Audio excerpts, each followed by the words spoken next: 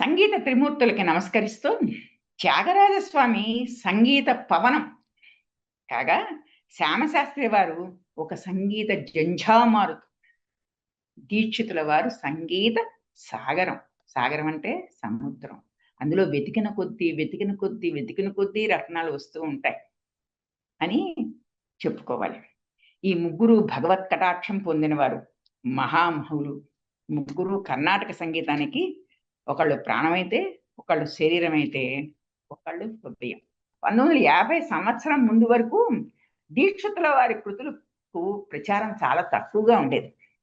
శ్రీ సైదాపేట తిరుమలాచార్యులు, సిద్ధ విద్యాధరి, శ్రీమతి వీణ ధనమ్మ, మాయవరం వీణ, సభేసయ్యర్, చిదంబరం రంగస్వామి నట్టునవారు, తిరువారూరు స్వామినాథ పిళ్ళే మొదలైన వాళ్ళందరూ దీక్షితుల కృతులను కొన్నింటిని భద్రపరిచి ప్రచారం చేయడం జరిగింది. ఇది ఎప్పుడు తప్పదు.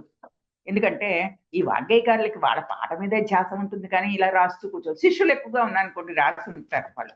కానీ ఈయన ఇవి మాత్రం చాలా మట్టుకు పాడినవన్నీ, చెప్పినవన్నీ కూడా ఏ వాగ్గేయకారుడివి భద్రపరచుకోవడం కష్టం. అలాగే ఈయన కీర్తనలు కూడా వీళ్ళమును కొంతమంది భద్రపరిచారు, అవి ఉన్నాయి. అవి ఆ భద్రపరిచినవి సాధ్యమైనందుకు అందరి ప్రచారంలోకి తీసుకొచ్చారు.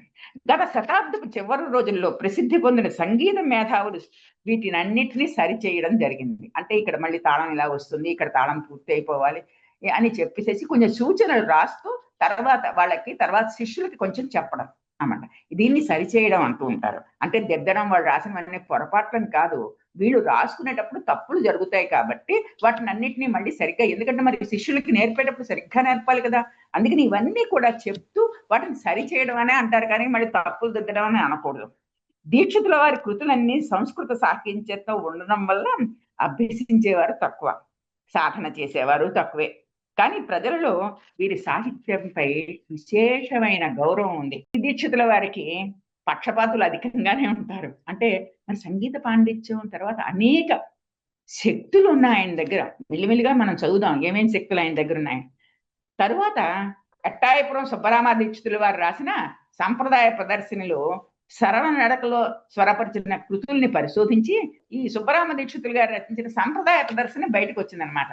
అది చూడంగానే ఆహా, ఇందులో దీక్షితుల వారి కృతులు ఏం రకంగా రాశారని చూసి అందులో ఆయన సరళంగా రాశారు, ఇంత గాంభీరంగా ఇంత లోతుగా లేదు, కొంచెం సరళంగా ఉన్నాయి కాబట్టి కొంచెం సరళంగా ఇది నేర్పచ్చు అని చెప్పేసి దృష్టిలోకి తీసుకొచ్చారు.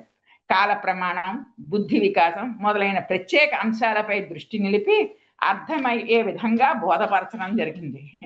సంగీతానికి తాళం ముఖ్యం. అది ఒకటే కాదు, నేర్చుకునేవాడి శక్తి బుద్ధి కూడా చూడాలి. వాడికి ఉత్సాహం ఉండొచ్చు, కానీ వాడి గొంతులో పలకపోవచ్చు.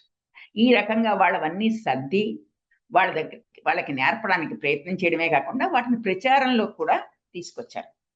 ఈ సారంగ దేవరణకు పిమ్మట ద్రవిడ దేశంలో వృద్ధి పొందిన సంగీత కళకు ప్రాణము పోసిన మహనీయులు గోవింద దీక్షితుల వారు. ఎందుకంటే నేను ఇందాక మీకు అందుకే జ్ఞాపకం చేశా సారంగ దేవరణకి అంటే ఆ తర్వాత వెళ్ళిపోయింది ఈ సంగీతం అంతా, ఉత్తర భారతదేశానికి పట్టుకెళ్ళిపోయాడు, అల్లావుద్దీన్ ఖిల్జీ దగ్గరికి వెళ్ళిపోయారు వీళ్ళందరూ అని తెలిసినప్పుడు ఇది ఎలా రక్షించుకోవాలి? కేవలం ఒకళ్ళిద్దరితో కూర్చుంటే ఈ విద్యను మనం రక్షించలేము. ఎందుకంటే ప్రచారం ఎక్కువగా చెయ్యాలి అని చెప్పేసి మరి రోజు మనిషి నేర్చుకుంటూనే ఉంటాడు కదా, ఆ కాలంలో వాళ్ళు నేర్చుకున్నారు. ఈ గోవింద దీక్షితుల వారు తంజావూరు నాయకులైన చెల్లప్పన్, అచ్యుతన్, రఘునాథన్ అనే ముగ్గురు రాజుల కాలంలో అమాత్యులుగా ఉంటూ రాజ్య పరిపాలన చేశారట. ఈ గోవింద దీక్షితుల వారినే అయ్యన్ అని కూడా చాలా గౌరవంగా చెప్తారు. తెలుగు, కన్నడం, సంస్కృతం 3 భాషల్లోనూ ప్రసిద్ధి పొందిన పండితులు వీళ్ళు. వేదాంత శిరోమణి, వేదాగమ నిపుణులు, ఆచార్య శీరులు, సత్యవంతులు, శివభక్తులు, ఎన్నో దేవాలయాలని మరామత్తు చేసిన వారు. అనేక సంస్కృత కళాశాలను ఏర్పరిచి విద్యా బోధనకు ప్రాముఖ్యత కల్పించిన వారు. అయ్యన్ అనే పేరుతో వీరు నిర్మించిన కాలవలు, కోనేళ్లు, సత్రాలు ధర్మబుద్ధిని, వీరి ధర్మబుద్ధిని, దానబుద్ధిని కూడా చూపిస్తుంటాయి. ఈయన ఏర్పరిచిన ఒక సంస్కృత కళాశాలలోనే మన త్యాగరాజ స్వామి వారు కూడా కొంత సంస్కృతం ఆయన అక్కడ నేర్చుకుని చదివారట. గవర్నమెంట్ అంటే మరి అప్పట్లో రాజులే కదా, వాళ్ళు స్థాపించినవే. తర్వాత మంత్రులందరూ కూడా ఇక్కడ విద్యార్థులు ఎక్కడున్నారు, ఇక్కడ వీళ్ళకి కావాలి, ఇక్కడ వాళ్ళకి కావాలి, రకరకాల చోట్ల వాళ్ళు కూడా కళాశాలలు అవి పెట్టి విద్యను ప్రోత్సహించారు. వీరు కుంభకోణానికి సమీపంలో ఉన్న ధేనుపురం, ఎవరి గురించి చెప్తున్నాను ఇప్పుడు? గోవింద దీక్షితుల గురించి చెప్తున్నాను. ఆయన ధేనుపురం అనే గ్రామంలో ఉంటూ రాజ్యం అంతా పరిపాలించి ప్రసిద్ధి పొందినవారు. తమిళులు ఎంతగానో గౌరవించి ఈయనకి ఎప్పుడు నమస్కరిస్తూ ఉండేవారు. అంటే ఈయన మహా మంత్రి కింద ఉండడమే కాదు, ఈయన దగ్గర సంగీతంలో ఈయన మహాజ్ఞాని. అలాంటి వాళ్ళని రాజులు వాళ్ళు ఆ రోజుల్లో చేరదీసేవారు. మహామంత్రి అయినా సరే అతనికి ఇంకో ఒకటో రెండో కళల్లో నిష్ణాతులు అయ్యి ఉండేవారు. అందుకని రాజులు ఎప్పుడు నిరంతరం వాళ్ళని దగ్గరగా చేరువుగా తీసుకుంటూ ఉండేవారు. వీరు సంగీత సుధ అనే ఉద్గ్రంథాన్ని రచించి రఘునాథ నాయకుల పేరుపై విడుదల చేశారట. అంటే ఆయన రచించినట్లుగానే ఆయనకి అంకితం ఇవ్వడం అలా చేసేవారు. దీనిలో 15 మేళాలతో నిండిన 50 రాగాలను వివరించారు. 15 మేళాలు 50 రాగాలని. అది అప్పటికి పెద్ద విశేషమైన కార్యం. వీరు దశగమకములను పలుకు వీణను తయారు చేసి దానికి రఘునాథ వీణ అని నామకరణం చేశారట. దశవిధ గమకాలట, 10 రకాలైన గమకాలు పలికే ఒక వీణను తయారు చేసి దానికి రఘునాథ నాయకుడి పేరు పెట్టి దాన్ని విడుదల చేశారు. ఈ వీణ తమిళ దేశం అంతటా కూడా చాలా ప్రచారం పొందింది. ఆల్మోస్ట్ మన వీణ ధనమ్మ గారు వీళ్ళందరూ వాయించిందన్నీ కూడా ఈ రకమైన రఘునాథ నాయకుని వీణే. తర్వాత తంజావూరు వీణ, ఈ వీణ అని అంటారు కానీ మొత్తం మీదకి ఇదే ఆధారం, ఈ వీణే ఆధారం. ఇంకా గోవింద దీక్షితుల వారి ఆయన పదవి చెప్పుకున్నాం కదా, మహామాచులుగా పనిచేశారు అని చెప్పేసి. ఆయన కుటుంబం ఏమిటే, గోవింద దీక్షితులు గారికి భార్య నాగమ్మకు పుట్టిన 8 మంది కుమారుల్లో సంగీతమణిగా ప్రసిద్ధి పొందిన వారు వెంకటమ్మకి. ఈయనే తర్వాత కాలంలో 72 మేళకర్తల్ని చేసిన వారు. వెంకటమ్మకి తండ్రి వద్ద తెలుగు, సంస్కృత భాషలు అభ్యసించారు. అన్నగారు యజ్ఞనారాయణుల వద్ద సంస్కృతము, దానప్పాచార్యుల వద్ద సంగీతం కూడా అభ్యసించారు. 1660 నుంచి వీరు చేసిన చతుర్దండి ప్రకాశంలో వీణావాద్యం, శృతి లక్షణం, స్వరం, మేళం, రాగం, ఆలాపనం, దాయం, గీతం, ప్రబంధం, తాళం మొదలైన వాటి వివరణ ఉంది. ఎంతసేపు మనకు పాట అనుకుంటాం, పాట కన్నా పాట వెనకాల రాసిన సాహిత్యాన్ని కూడా మనం చదవాలి. అది చదవకపోతే ఇది అర్థం అవుదు అసలు. దానికి వీళ్ళు చిన్న చెప్తారు. ఆ చెప్పిన కూడా మనం బాగా నేర్చుకుంటాను. అంటే కొంచెం పాండిత్యం ఉన్న లెవెల్లో, అందరికీ కాదు. వాళ్ళు దానికి ఇవన్నీ కూడా వాళ్ళు గమనిస్తూ వాళ్ళు ప్రచారం చేస్తారు. వెంకటమ్మకి పరమ శివభక్తులు.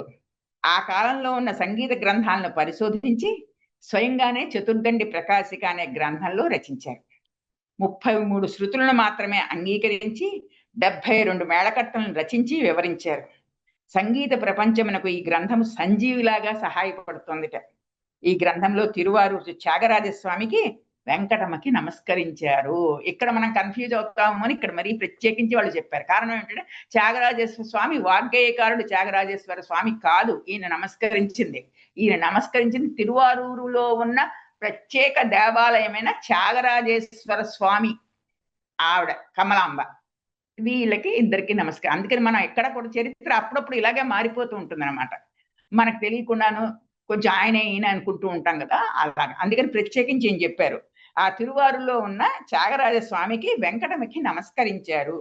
త్యాగరాజేశ్వర స్వామి దయవలన తరువాత కాలంలో ఈ సంగీత త్రిమూర్తులు ముగ్గురు కూడా తిరువారూరులోనే జన్మించారు. ఈ ముగ్గురికి కూడా మన త్యాగరాజేశ్వర స్వామి, తిరువారూరులో వెలిసిన త్యాగరాజేశ్వర స్వామికి కూడా మనస్ఫూర్తిగా నమస్కరించుకుంటూ చిన్న బ్రేక్ తీసుకుందాం.